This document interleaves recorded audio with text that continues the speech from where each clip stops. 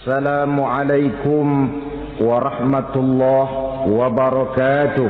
Waalaikumsalam warahmatullahi wabarakatuh.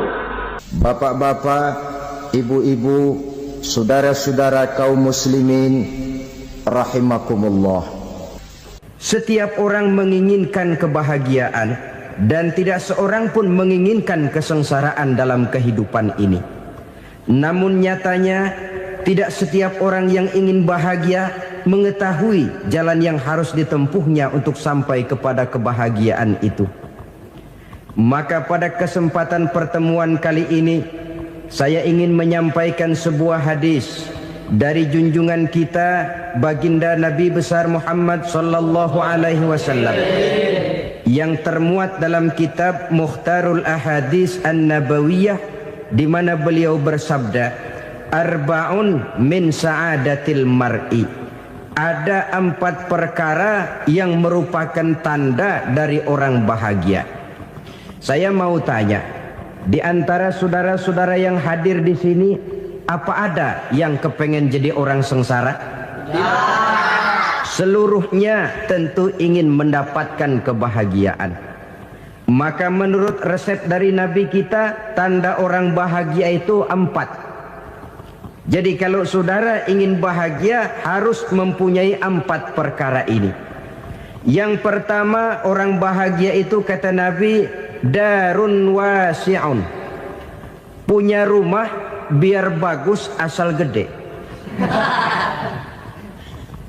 Enak ngaturnya.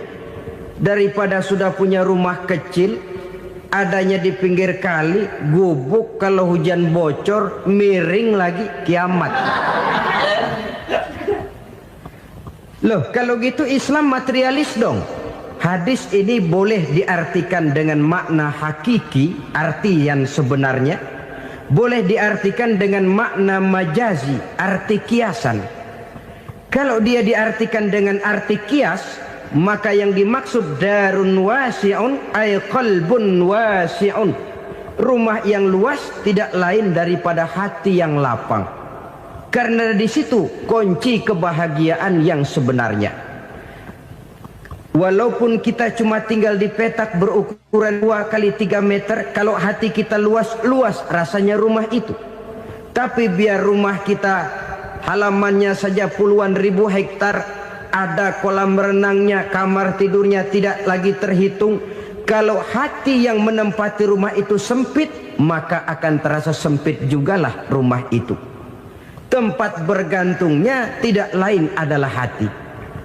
Marilah kita mencoba melihat berbagai pandangan orang tentang bahagia ini. Ada orang menyangka bahwa bahagia itu kalau dia mendapatkan harta yang sebanyak-banyaknya. Siapa yang banyak harta, dialah raja. Apa yang dia mau, seluruhnya bisa dibeli. Keamanannya, dia bisa menyewa petugas. Seluruh fasilitas untuk menyenangkan kehidupannya bisa dibeli. Pendeknya, hartalah segala-galanya dalam kehidupan. Sampai ada pepatah mengatakan, innad darahima fil amakini kulliha taksur rijala mahabatan wa jalala. Sesungguhnya harta, dinar, dirham, uang di mana-mana selalu bikin hebat orang yang memilikinya.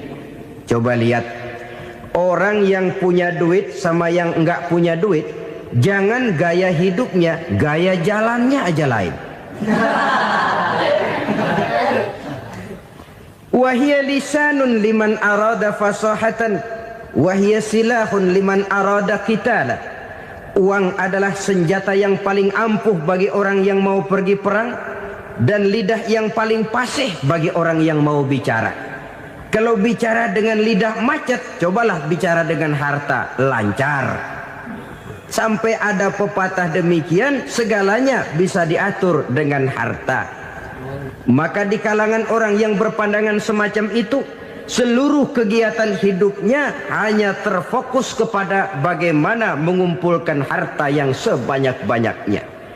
Tidak peduli halal haram, tidak kenal sore pagi siang dan malam, tidak sempat sujud, jauh dari agama, jauh dari kehidupan yang bersifat ruhaniyah, jauh dari Allah dan sebagainya, sampai dalam Al-Quran dikelompokkan dalam kelompok yang dinamakan lumazah. Allazi jama'a malahu wa'addadah yahsabu anna malahu akhladah. Mereka mengumpul-ngumpulkan harta sebanyak-banyaknya dan menyangka bahwa harta yang banyak itu dapat mengekalkan hidupnya, mengekalkan kekayaannya, mengekalkan kebahagiaannya.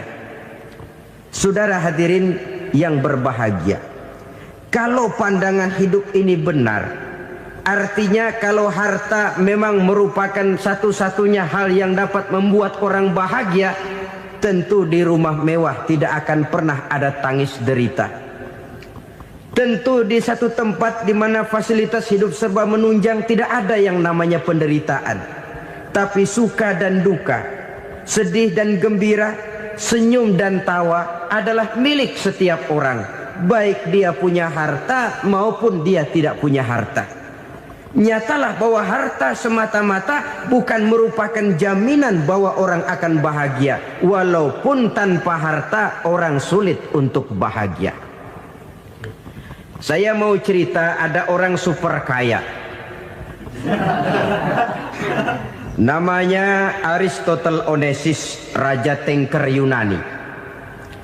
Dia punya kapal tanker saja konon sampai 11 banyaknya. Punya perusahaan penerbangan yang disebut Olympic Airlines. Punya hotel di berbagai kota besar di dunia ini, sejak dari New York, London, Paris, Rome dan sebagainya. Bahkan punya pulau yang dia namakan Pulau Scorpio. Ini kan namanya sudah kaya nggak tanggung-tanggung, punya pulau. Nah, dia punya 2 orang anak, yang satu laki-laki namanya Alexander, yang satu perempuan namanya Maria Onesius. Seluruh harapannya tertumpah kepada anak lakinya Alexander ini, yang akan meneruskan usahanya, meneruskan kekayaannya, meneruskan dinastinya. Apa yang terjadi? Ternyata anak yang dia harapkan yang bernama Alexander ini mati muda dalam kecelakaan pada waktu dia olahraga. Apa olahraganya? Namanya olahraga anak orang kaya, golongan jet set. Olahraganya olahraga pesawat terbang. Jatuh, ya nggak kapungut, habis mati. Tinggal satu anak perempuannya, Maria Onesius. Tapi anak perempuan ini juga malah urakan. Terakhir dia pacaran, bahkan kemudian kawin sama orang Rusia. Rupanya Aristotle Onesius ini broken. Kekayaannya yang berlimpah ruah, perusahaannya yang begitu banyak, siapa yang akan meneruskan? Siapa yang akan menggantikan? Sampai kemudian dia mengurung diri di Pulau Scorpio dan mati di sana secara mengenaskan. Seorang multi jutawan, seorang yang super kaya, mati menyendiri di pulau sepi. Ibarat kata pepatah, anak ayam mati di lumbung. Bukan kekurangan makanan, keurugan makanan. Begitu kehidupan Aristotle Onesius. Dan banyak orang-orang yang sudah demikian kaya sampai dibingungkan oleh kekayaannya sendiri. Telusurilah kehidupan David Rockefeller misalnya, Henry Ford misalnya, Adnan Khashoggi misalnya. Multi jutawan yang kadang-kadang dibuat keder oleh kekayaannya sendiri. Pantas ketika Imam Ali ditawarkan orang, "Ya Ali, kalau kepadamu disuruh pilih ilmu atau harta, kau pilih mana?" Ya jelas pilih ilmu dong. Kenapa? Pertama, ilmu kalau kita berikan kepada orang lain tambah. Tapi harta kalau kita berikan kepada orang lain kurang. Saudara punya uang 10.000, dibagi orang 5.000, jelas uang saudara berkurang. Tapi saudara punya ilmu diberikan kepada orang lain bisa, saudara pun makin mantap. Tidak lantas jadi bodoh karena ngajarin orang. Saudara bisa Fatihah lalu mengajarkan orang Fatihah. Orang bisa, saudara pun makin hafal. Tidak lantas setelah diajarin orang ilmunya hilang. Begitu datang dia minta orang tolong ajarin saya Fatihah. Udah habis, nggak ada.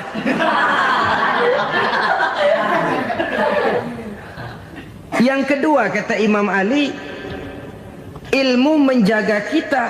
Kalau harta kita yang harus jaga. Makin banyak ilmu makin terpelihara diri seharusnya. Tetapi makin banyak harta makin bingung kita jaganya. Sampai kadang-kadang kalau perlu seluruh keliling rumah dipasangi alarm.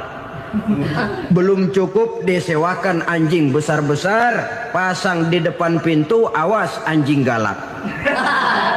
Masih belum cukup juga, cari centeng tukang-tukang kepruk jaga rumah. Masih terasa belum aman, padahal rumahnya dikelilingi tembok besar. Di balik tembok ada pintu-pintunya tebal. Di balik pintu itu terbuka masuk kamar, kamar pun ada pintunya, pintunya pun kuat. Masuk ke dalam kamar ada lemari, lemarinya pun pintunya kuat, dikunci, kuncinya pun kuat. Tapi terhadap seluruhnya yang timbul cuma sekedar was-was saja. Kesimpulannya sekali lagi, tanpa harta orang memang sulit untuk bahagia. Tapi harta semata-mata tidak merupakan jaminan orang akan bahagia.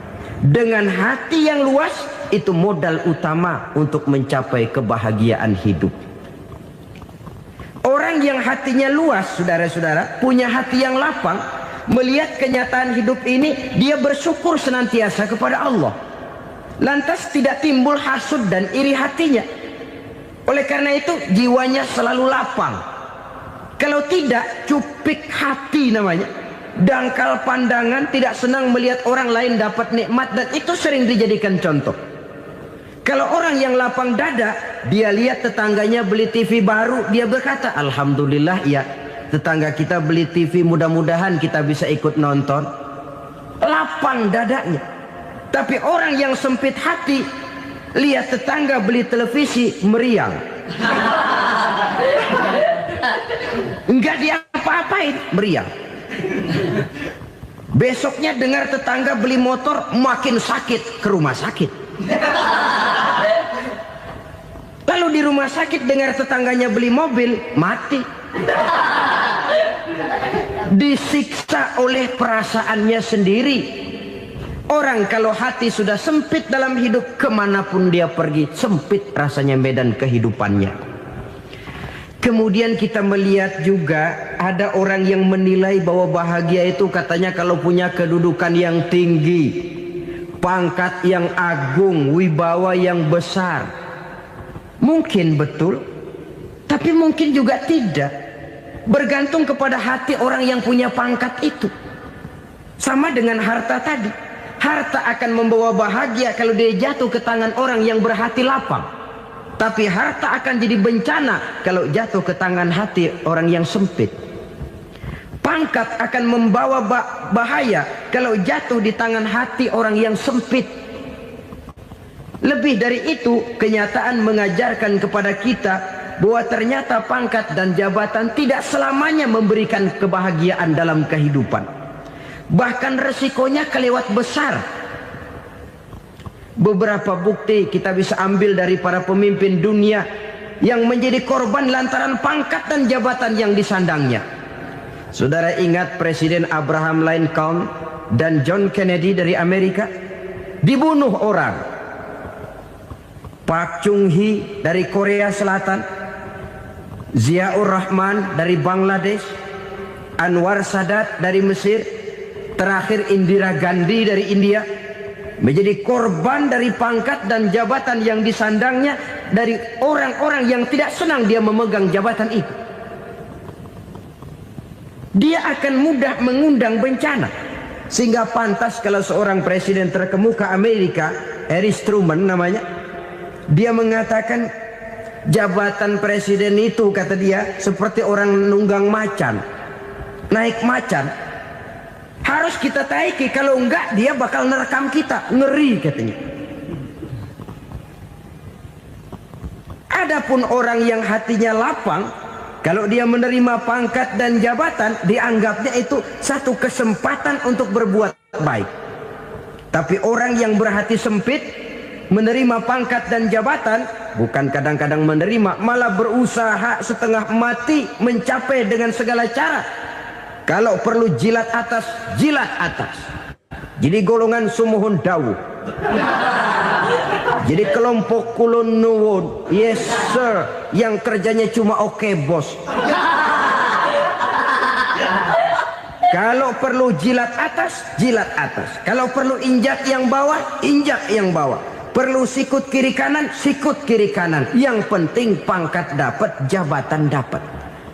Orang yang semacam ini, kalau sudah mempunyai pangkat dan jabatan, biasanya dia tidak menganggap itu sebagai amanah, tidak menganggap sebagai kesempatan berbuat baik, tapi malah kesempatan untuk memperturutkan hawa nafsunya yang dilatar belakangi oleh kesempitan hatinya tadi.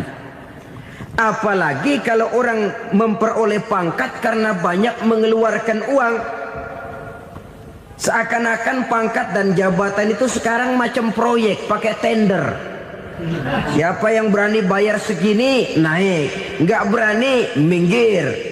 Padahal logikanya, kalau orang mencapai satu jabatan karena banyak mengeluarkan uang, hampir bisa dipastikan bahwa setelah jabatan itu dia pegang, langkah pertama yang akan dilakukannya ialah berusaha bagaimana uang yang dia keluarkan supaya kembali.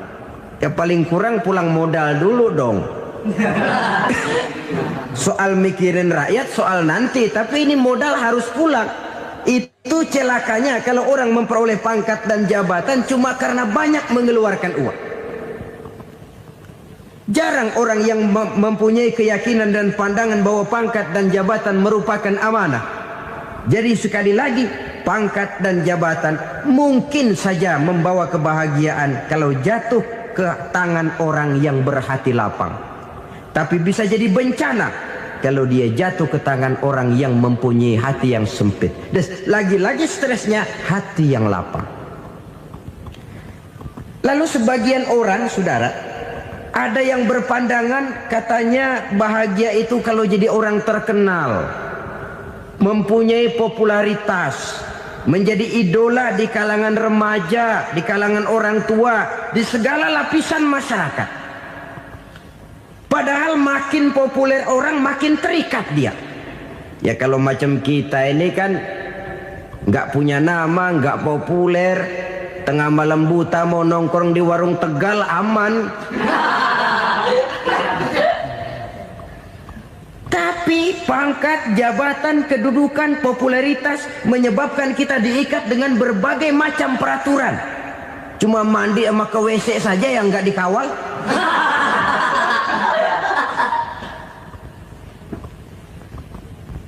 Benarkah popularitas, ketenaran membawa kebahagiaan?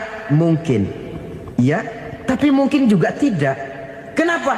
Banyak orang-orang populer yang mengakhiri hidupnya secara tragis. Kita ambil beberapa nama. Di Amerika tahun 60-an ada bintang seksi paling terkenal yang dijuluki seks bom. Bom seks. Sampai sekarang jadi legenda, namanya Marilyn Monroe. Singkatan double-nya itu inisialnya MM, Marilyn Monroe. Terkenal top sampai dia mati tahun 62, namanya sekarang masih saja dibicarakan orang.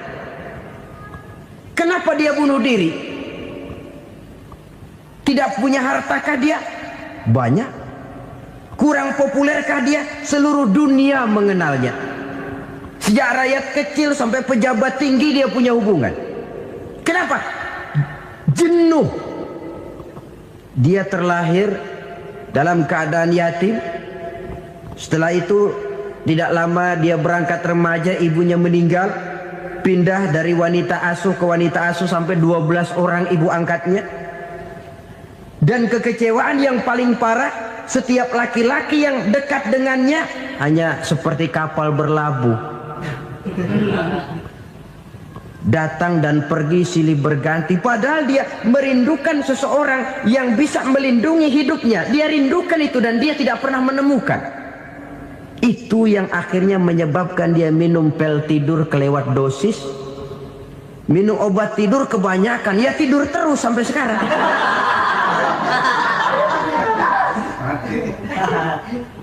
Dia mengakui, saya telah memiliki ketenaran, tapi saya tidak pernah hidup dalam ketenaran itu.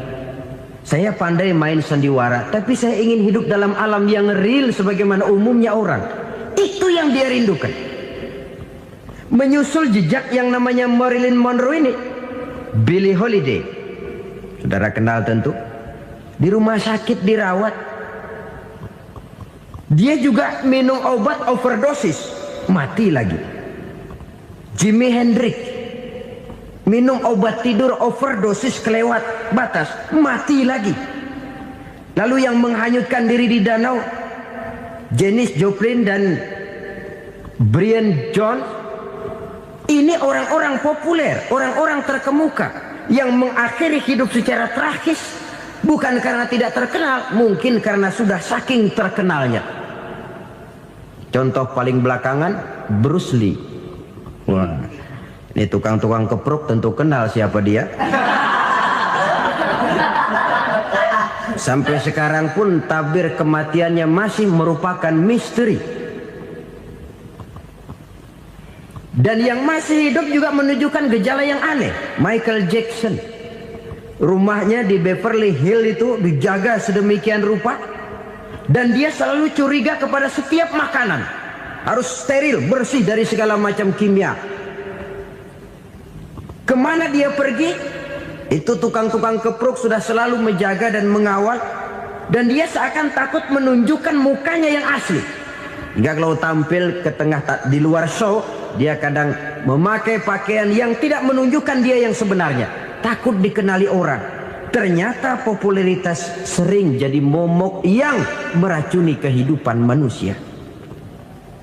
Oleh karena itu, benarlah junjungan kita pada saat beliau mengajarkan orang akan bahagia kalau dia mempunyai hati yang lapang.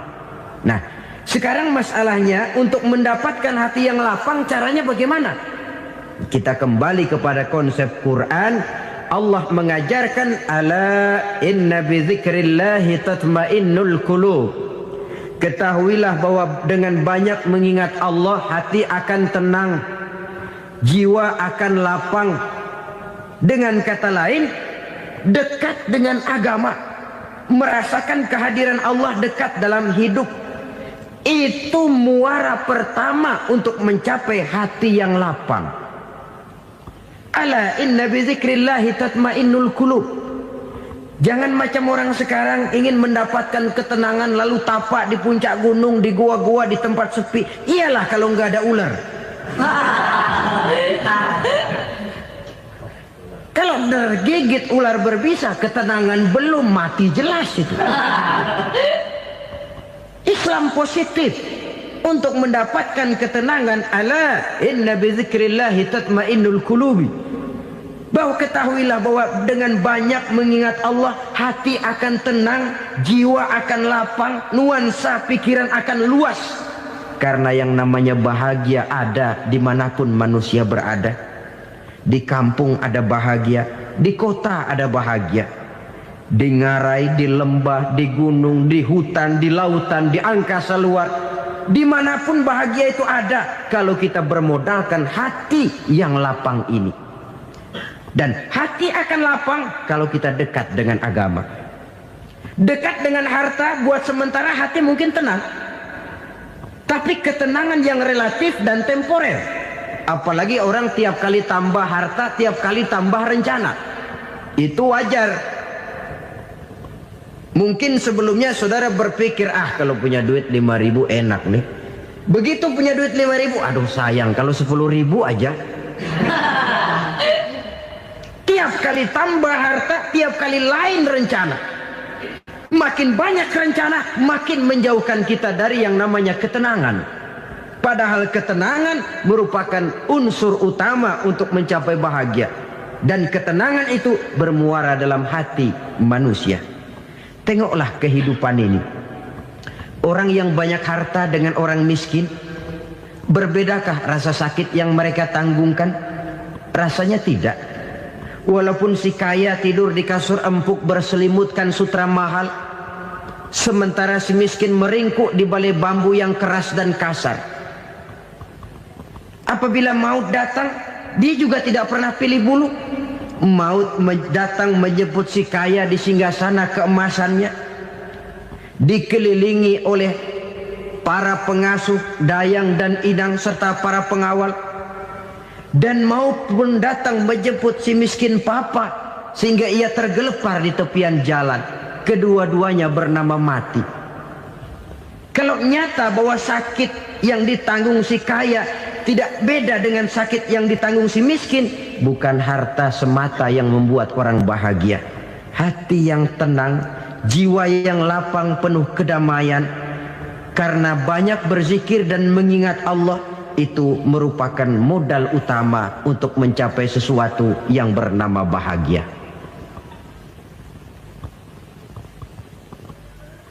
Saudara hadirin yang saya hormati, inilah yang pertama dari 4 ciri yang digambarkan oleh Nabi tentang tanda-tanda orang bahagia. Dan harus berangkat dari yang pertama ini, hati yang lapang. Ini yang harus kita miliki lebih dahulu. Baru nanti akan menyusul kepada poin yang ketiga, kedua, dan selanjutnya. Sebab kalau hati sudah terisi dengan jiwa yang lapang, seluruh persoalan insya Allah akan bisa kita atasi dengan sebagaimana mestinya. Yang kedua sekarang, tanda orang bahagia menurut baginda Nabi, markabun syariah. Orang bahagia itu, kata beliau, punya kendaraan biar cepat asal lancar. Artinya kemana dia mau pergi mudah. Apa maksud hadis ini? Kalau kita kaji lebih dalam, kendaraan itu kan alat transportasi. Transportasi tidak lain adalah usaha memudahkan komunikasi. Pindah dari situ kepada teori bahwa manusia adalah zon political, makhluk bermasyarakat yang tidak bisa memenuhi kebutuhan hidupnya secara sendirian. Kita memerlukan keberadaan orang lain dalam kehidupan ini. Untuk memakai baju saja kita sudah perlukan petani yang tanam kapas, pabrik yang memintal kapas jadi benang, pabrik yang menenun benang jadi kain, sampai kepada mesin jahit, sampai kepada tukang jahit. Itu cuma untuk memakai pakaian saja. Tidak seorang pun di antara kita yang sanggup memenuhi kebutuhan hidupnya secara sendiri. Kita perlu orang lain. Maka kebebasan dalam arti mutlak, kebebasan tanpa batas, itu tidak mungkin ada dalam kehidupan. Karena kita mengadakan yang disebut interaksi sosial. Setiap kegiatan kita tentu melibatkan orang lain. Menurut kita barangkali kita bebas jalan di jalan raya semaunya, tapi orang lain berkendaraan pun merasa bahwa ini ada juga jalan haknya, dan begitu selanjutnya. Oleh karena itu, maksud dari kendaraan yang cepat ini adalah khulata'uhu ma'as solihin. Lingkungan pergaulannya terdiri dari orang-orang soleh. Pergaulannya luas. Kemana dia pergi ada temannya. Kesulitannya ada tempat dia cerita. Dan kesulitan kalau sudah diceritakan kepada orang lain, taruh kata orang itu tidak bisa menolong, namun menceritakannya kepada orang yang kita percayai, kan paling kurang sudah mengurangi beban jiwa, mengurangi tanggungan batin, merasa masih ada tempat kita cerita. Maka lebih baik orang awam yang mau bergaul ketimbang orang setengah alim tapi ngunci pintu. Sebab nantinya akan timbul sikap picik, cupik pandangan, dan tidak luas menghadapi kenyataan dalam kehidupan ini. Namun yang harus kita garis bawahi, pergaulan memang mesti luas. Namun jangan sekali-kali lupa bahwa pergaulan sangat besar pengaruhnya dalam ikut membentuk kepribadian manusia. Sehari-hari bisa kita bilang, kalau kita dekat sama tukang minyak wangi, sekalipun nggak dibagi minyaknya, baunya tentu dapat. Betul? Tapi dekat sama tukang elas, walaupun nggak kena apinya, asapnya mesti kena. Kalau Syauqi mengatakan lebih jelas lagi, man asyaral asyrafa asa musyarrafan wa muasyiral anzali ghairu musyarrafin. Awalam taral jildal hakira muqabbalan bisagri lamma sara jildal mushaf.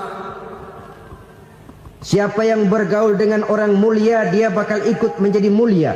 Tapi siapa yang berteman dengan orang hina, dia tidak bakal ikut menjadi mulia. Tidakkah kau lihat, kata Syauqi, kulit kambing yang hina pun dicium orang ketika menjadi kantong Quran. Kulit kambing hina, kalau dia sendirian gak ada yang mau cium. Tapi begitu dia bergaul dengan Quran, menjadi kantong Quran, dipakein minyak wangi, ditaruh di tempat yang tinggi, mau diambil dicium dulu, dibawa dengan penuh hormat dan hati-hati. Kulit kambing yang hina lantaran berteman dengan Quran, numpang mujur. Tapi coba lihat kalau kulit kambing berteman dengan kayu, jadi beduk, habis. Zohor dikemplang, asar dipukul. Itu pun sedikit saja, cuma salah milih teman. Yang temannya Quran dihormati orang, yang temannya kayu lantaran jadi beduk, gelap-gelap subuh orang udah kemplangin.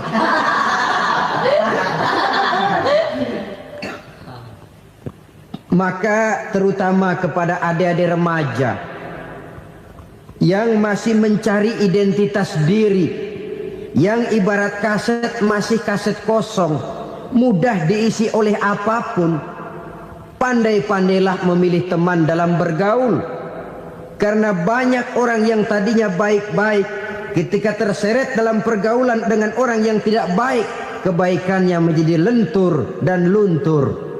Tapi berapa banyak bajingan-bajingan tengik, orang-orang yang berlumur noda dan dosa, tiap hari melakukan maksiat, namun bergaul dengan orang yang baik-baik, pada akhirnya sedikit demi sedikit beringsut dan berangsur dia terbiasa mengikuti kebaikan-kebaikan. Saya tekankan ini kepada remaja karena mereka masih mencari identitas diri. Apa yang mereka lihat mereka mau, apa yang mereka dengar mereka ingin tahu. Coba lihat kehidupan remaja. Pulang nonton film Rambo, pengen jadi Rambo, gagah, maunya belekai melulu. Pulang nonton film Superman, pengen bisa terbang. Pulang nonton India, nyanyi melulu. Wajar, mereka masih mencari identitas diri. Saya ini sebenarnya siapa? Lingkungan, pergaulan akan membentuk itu. Karena itu pandai-pandailah bergaul, karena ia sangat besar pengaruhnya dalam ikut membentuk kepribadian manusia. Apalagi sifat yang jelek lebih cepat menularnya ketimbang sifat yang baik. Sifat yang baik, watak yang soleh itu lambat sekali untuk menular. Tapi yang tidak baik, kan prosesnya mah kalau remaja biasanya mula-mula dengar. Karena dengar lalu pengen tahu. Karena pengen tahu lalu ngeliatin. Begitu ngeliatin kan pengen nyobain.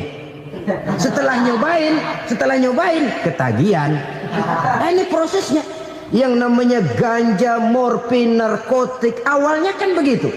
Mula-mula dengar, katanya kalau sudah fly to the sky, sudah melayang ke langit, katanya disitulah puncak kebahagiaan. Mulanya cuma dengar.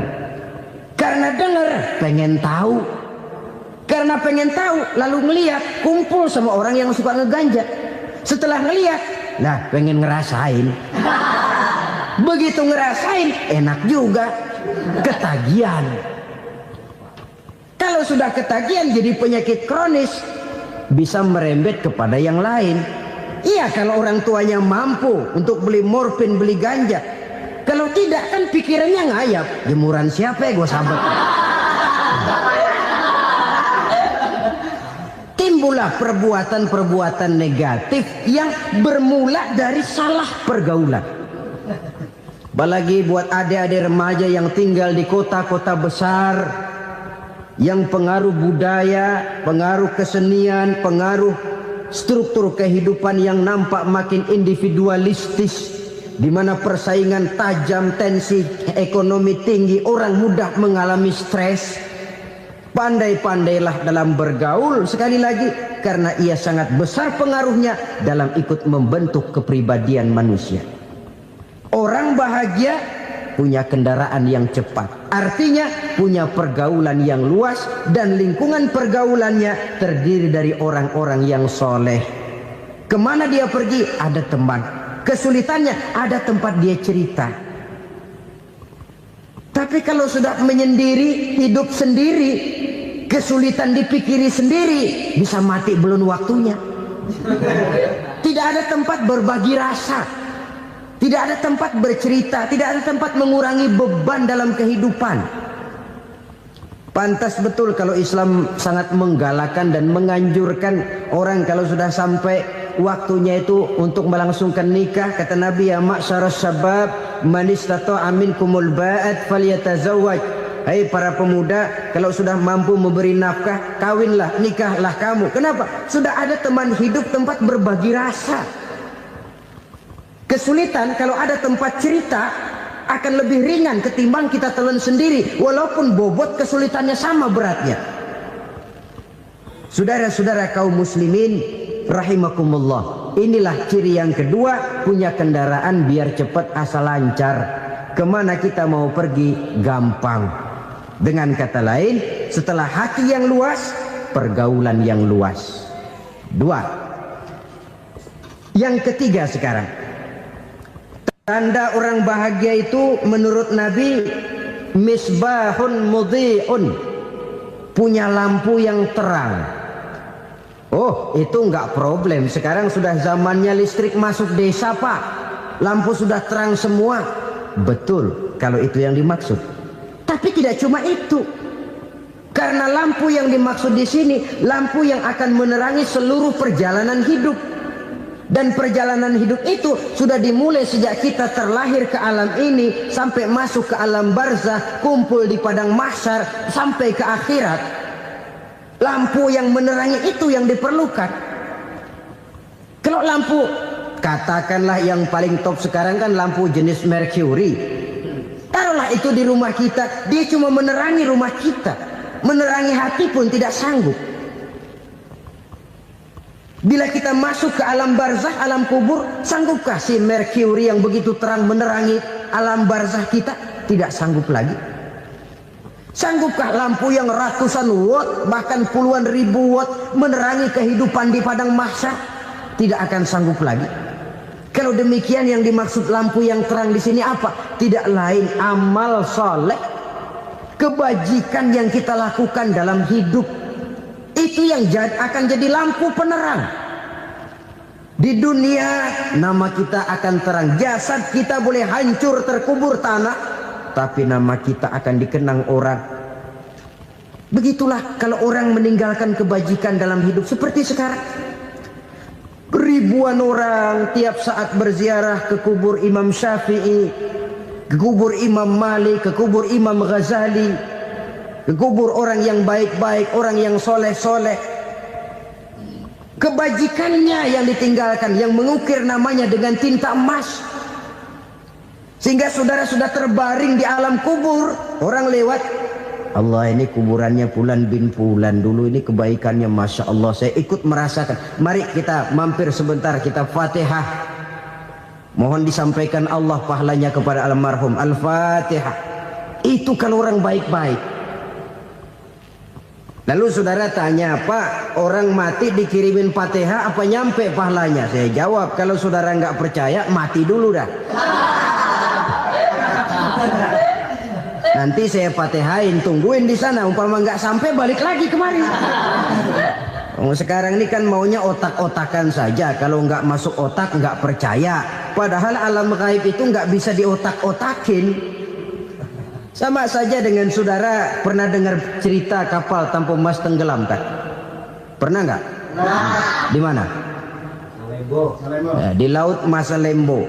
Begitu ke Tampo Mas tenggelam, ratusan penumpang itu terjun ke laut, dipermainkan gelombang, berjuang menghadapi maut itu. Orang lagi timbul tenggelam di lautan, dihantam ombak, kita tengokin pakai helikopter. Pak, lagi timbul tenggelam ya? Iya, tolongin. Jangan khawatir Pak nih, saya kirim intan Pak, harganya 10 juta. Kira-kira orang yang timbul tenggelam di laut seneng nggak? Tidak. Kan mahal toh intan 10 juta. Kenapa dia nggak senang? Karena intan 10 juta dalam kondisi seperti itu tidak sanggup menyelamatkan dia.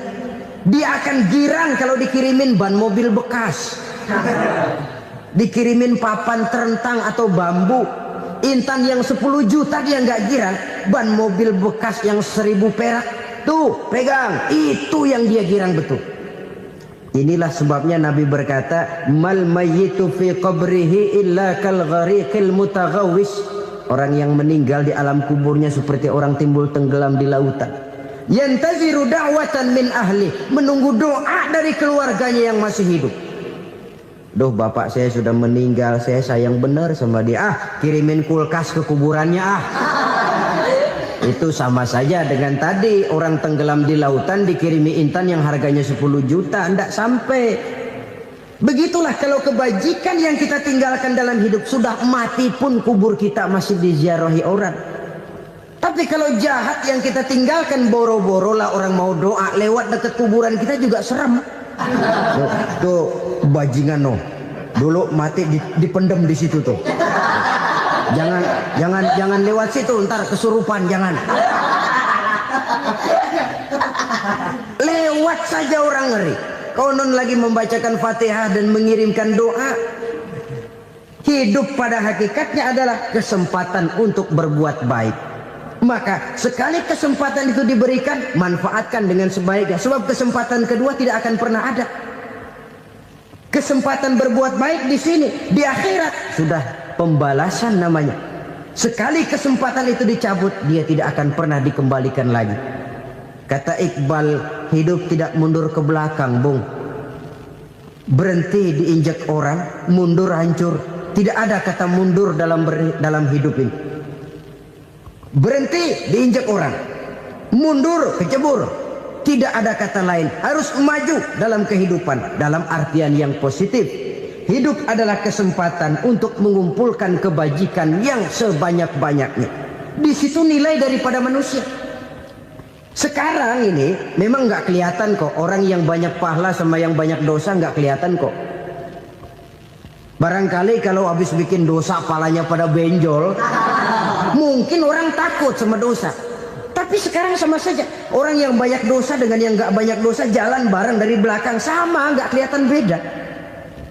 Tapi ada waktunya di mana pahala memegang peranan, di mana dosa diperlihatkan. Sama saja kalau kita bawa mobil siang, lampu kan nggak begitu berfungsi.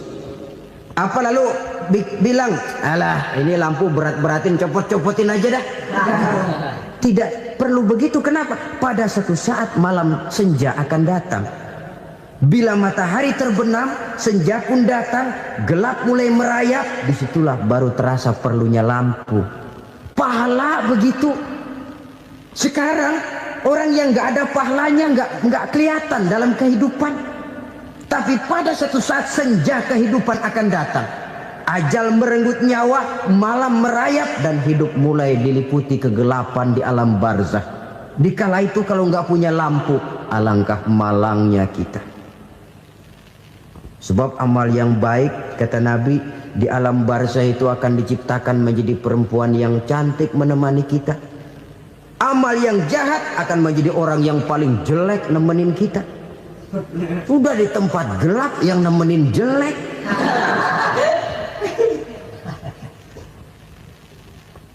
Kaum muslimin rahimakumullah. Kalau demikian masalahnya, tergantunglah kita pandai memanfaatkan waktu. Al-waktu kasayf, waktu itu cepat sekali. Yang namanya waktu itu tahu-tahu.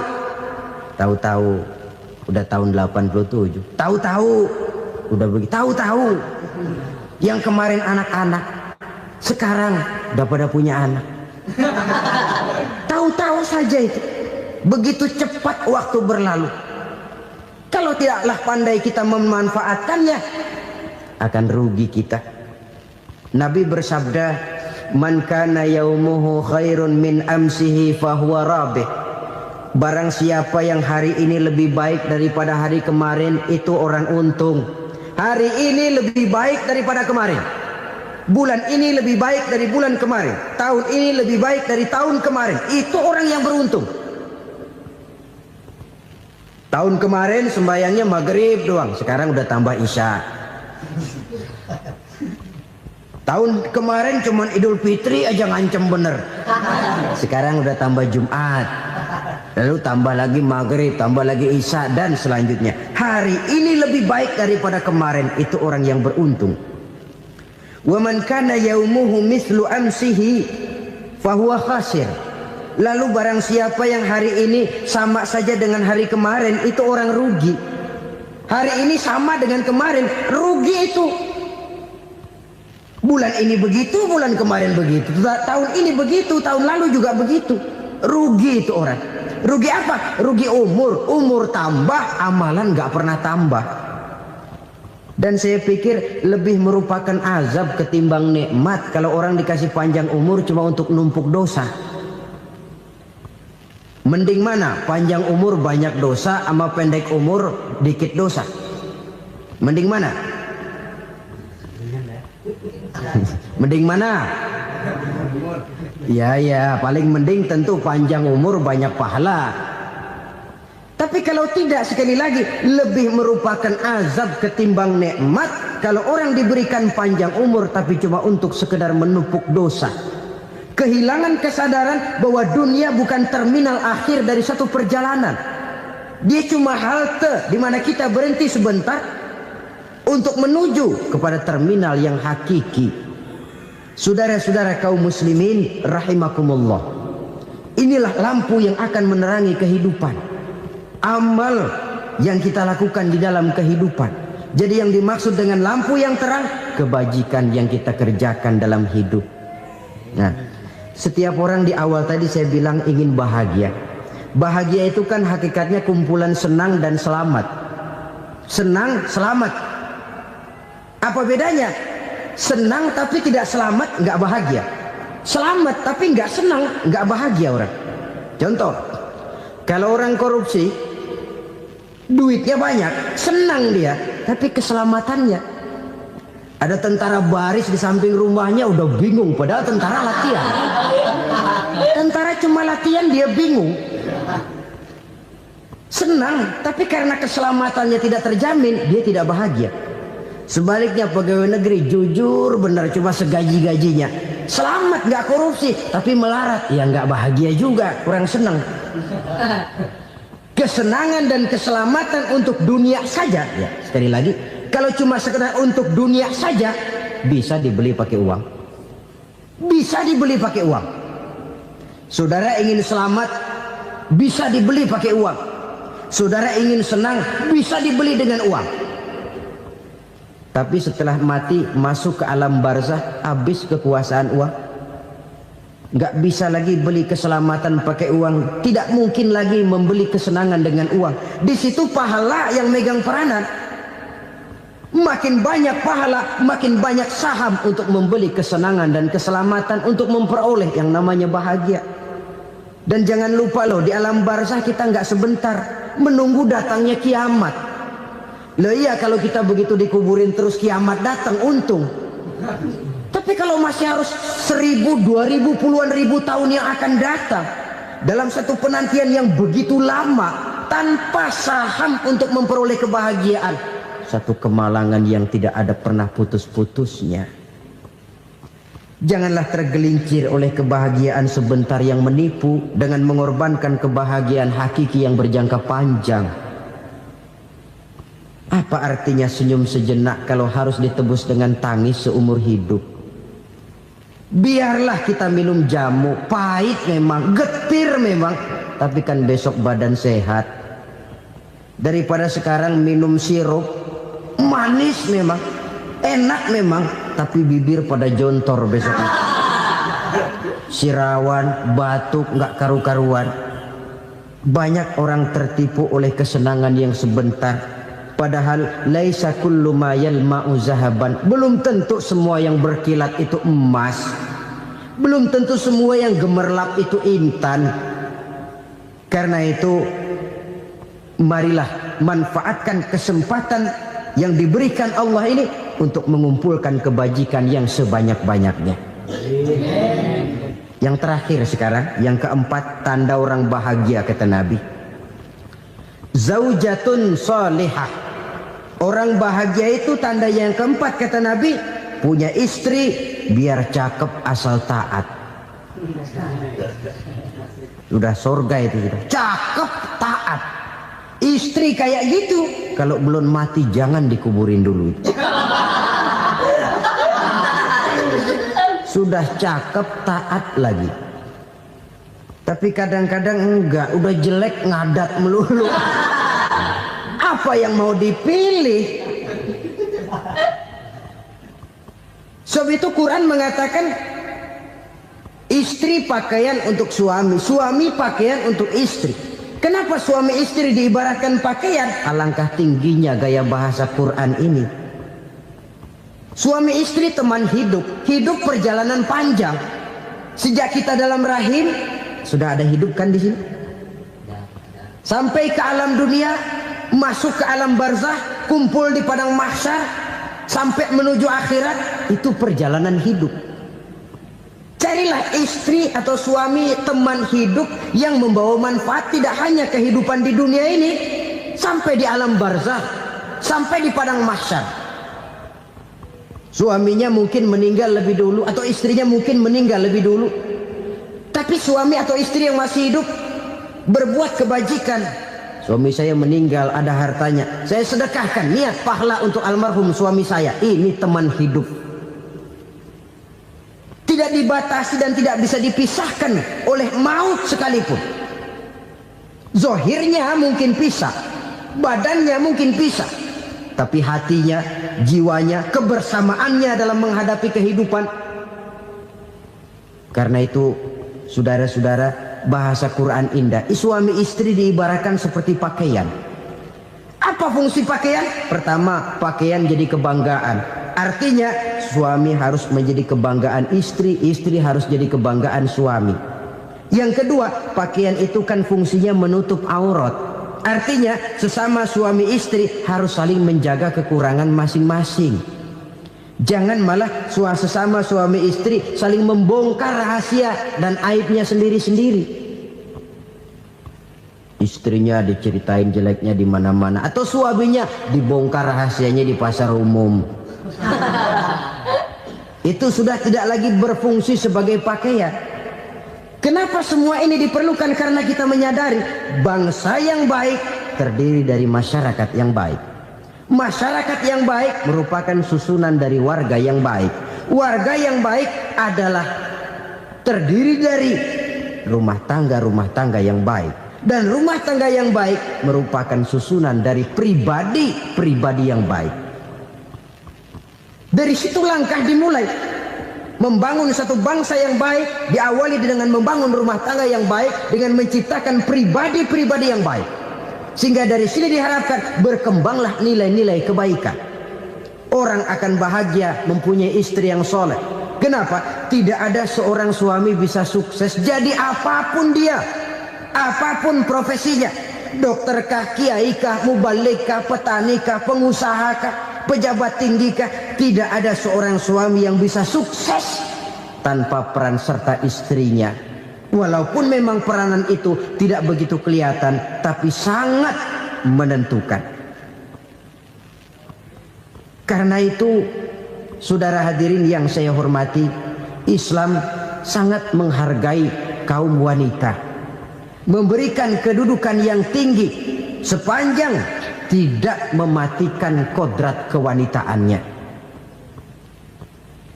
Nah, kalau sudah kesuksesan ini diawali dari rumah tangga, karier di masyarakat mudah untuk dikejar. Tapi keberantakan di rumah tangga merupakan kegagalan pertama di tempat lain. Nah, inilah saja yang dapat Al-Fakir sampaikan pada pertemuan kali ini.